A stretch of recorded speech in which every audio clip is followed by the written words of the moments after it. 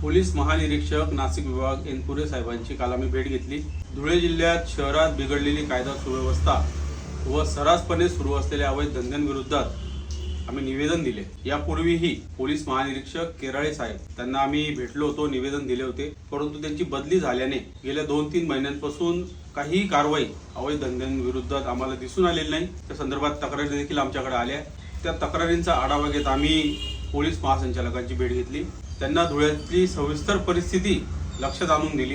गेल्या 8 दिवसापूर्वीच एका आमच्या व्यापारी बांधवावर, ज्याचा काही दोष नव्हता, म्हणजे दुसऱ्याचं भांडण सोडवण्यासाठी तो गेलेला असताना त्याच्यावर चाकूने हल्ला होतो। कारण काय तर गाडी मागे पुढे घ्या फक्त ह्या विषयावरून जर चाकू भर दिवसा निघत असेल तर धुळ्याची सध्याची परिस्थिती काय आहे हे आपल्याला लक्षात येते। म्हणून हे सर्व आम्ही त्यांच्या लक्षात आणून दिले।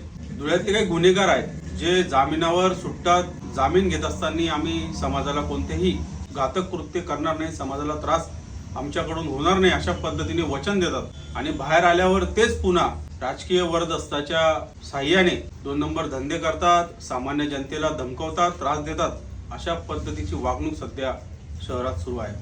काही गुन्हेगार हे सुधारतात, सामाजिक कार्यक्रम करतात, त्यांचं आम्ही स्वागत करतो, पण काही जे माजलेले आहेत त्यांच्यामुळे समाजाची अशांतता होत असते, शांतता ही बिघडत असते। त्यामुळे अशांवर कारवाई होणं खूप गरजेचं आहे।